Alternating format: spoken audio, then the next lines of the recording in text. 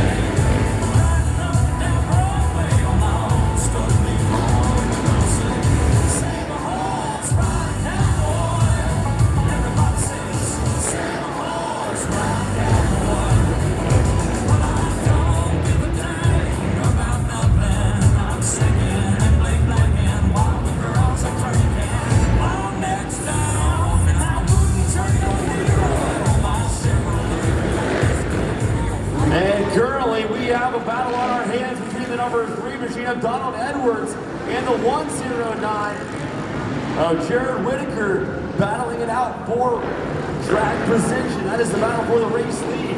And currently, it is the Yamaha rider with the advantage over that number 109 Sherco, sitting back in second. The top 2 riders have checked out for the number 10 machine of Aaron Whalen on the Suzuki machine, back in the number 3 spot.